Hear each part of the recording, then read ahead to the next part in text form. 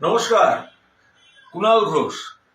সংবাদ মাধ্যমের বন্ধুদের কাছ থেকে শুনলাম মিঠুন চক্রবর্তী নাকি আমার বিরুদ্ধে একটি মানহানির মামলা করেছেন 100 কোটি টাকার।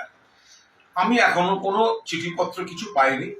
তো আমার একটাই বক্তব্য যে আমিও জানিয়ে রাখি, আমিও একটি মামলা ওনার বিরুদ্ধে ফাইল করেছি।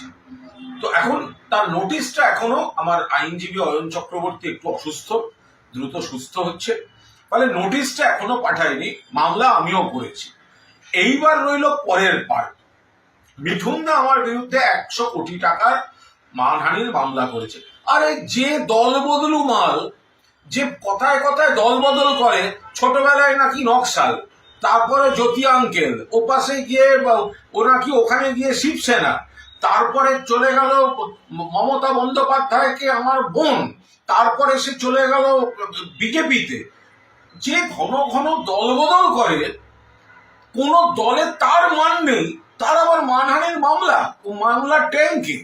আর 2 নম্বর হচ্ছে, আমি ওয়েট করছি, এরকম একটা সিচুয়েশনের ওয়েট করছিলাম যে মিঠুন দাকে আমি চাই একটা মামলায়।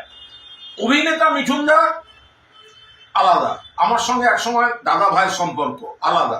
এখন যে লড়াই, আমি চাইছিলাম ওকে একটা মামলায়, যে কোনো মানহানির মামলায় আমি ওই সমস্ত চিটফান্ডের জিনিসগুলো নিয়ে যাবো। আমি কেন বলেছি, এবং আমি প্রেয়ার দেব, মানহানির মামলা নিশ্চয়ই ফয়সালা হবে। তো তার আগে তো দেখতে হবে আমি কেন বলেছি। মামলাগুলো সিবিআই কে হ্যান্ড ওভার করে দেওয়া হোক। এই হচ্ছে ওর বেনিফিশিয়ারি, এই ইনকাম, এই কানেকশন, 4খানা অন্তত চিটফান্ডে আছে। তো আমি ওয়েট করছিলাম। এখন মিঠুন দাই যখন নেমন্তন্ন করে আনছে, বাকিটা মিঠুন চক্রবর্তী, আপনার সঙ্গে আমার কোর্টে দেখা হবে। আর একটা জিনিস মনে রাখবেন, যাকে চিঠি পাঠাচ্ছেন তার নামটা কুণাল ঘোষ, মনে রাখবেন।